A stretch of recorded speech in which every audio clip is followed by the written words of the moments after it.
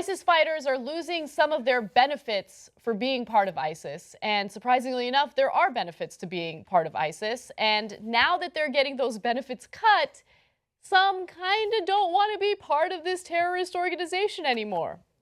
All right, so according to a new report by West Point's Combating Terrorism Center, recovered ISIS documents show the group is suffering from financial pressures amid coalition airstrikes and struggling to keep costs down and retain employees after reductions in benefits for Islamic State fighters. So again, they offer these benefits to the fighters, and now that they're slashing those benefits because of other financial burdens, these fighters are starting to rethink their decision to be part of ISIS.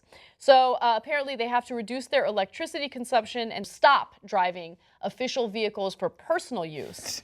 They're also undergoing a 50% pay cut. Aw, are you terrorists sad because you're undergoing a 50% pay cut? I mean, here's what it is like. The reassuring part about this is, as much as folks want to say like this is the idea of it is a extremist military movement, but like life sounds pretty tough where they're at, and some of them are just doing it for benefits. You know, and now that the benefits dry up, the ideology behind it is not as motivating. Yeah. Which just kind of exposes that there's a lot of people who are doing this because it's the only game in town.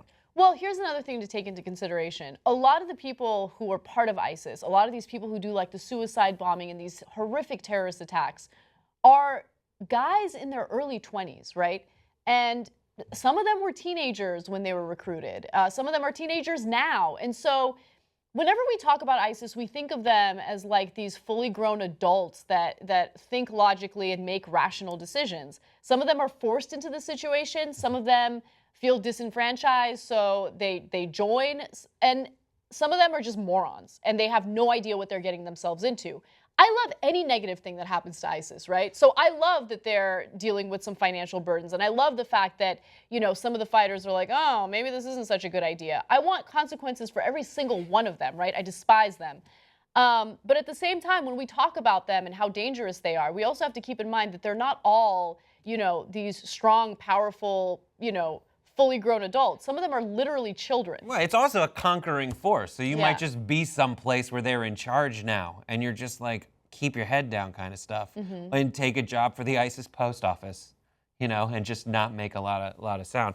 This reminds me of, have you ever seen the one Family Guy bit where it's Osama bin Laden doing I think he's doing like one of those videos, and he's like, this guy over here said he was sick, too sick to go on a suicide bombing. It's a suicide bombing. What are you saying you're sick? It's a suicide bombing. That's it. It's like, I can't do it, Doc. I'm too sick to be on the front lines fighting and possibly die. Yeah, they're going to, I don't even know if they're going to real doctors, but they're getting these fraudulent doctor's notes to let ISIS know that they can't fight on the front lines. They can't be in combat because of their medical conditions. And ISIS, I mean, some of the higher ups within this terrorist group realize that some of these are fraudulent, some of these are lies. And so they say that they're going to look into them, and anyone who's caught lying will probably be beheaded. I love that this is our intelligence too.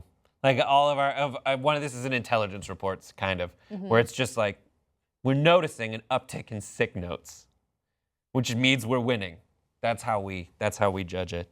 Yeah, this is one of those things that like you don't even know could be a problem.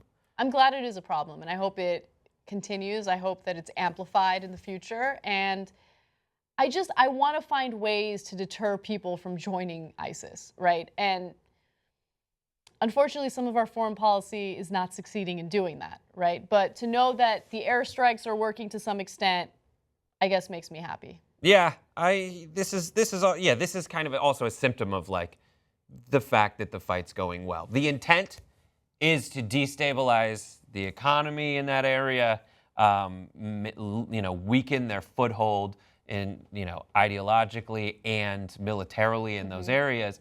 And what's weird is one of the ways you can tell if something is working is a story like this comes out. Yeah. But also, like, it could be like the stories that you see on the other side that they tell false about us. Like the Americans, no one wants to go to work. They're making people do furlough days from the government.